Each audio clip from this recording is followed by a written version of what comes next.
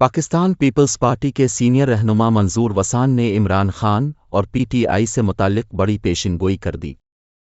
कराची इमरान खान का हश्र भी मुत्तहिदा कायद अल्ताफ जैसा होगा।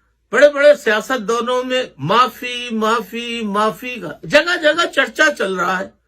लोगों ने कहा कि भाई आप भी शरीक हो जाए। मैंने कहा मैं तो माफी बहुत दफा मांग चुका हूं। कायद अल्ताफ जैसा होगा मंजूर वसान की पेशिनगोई।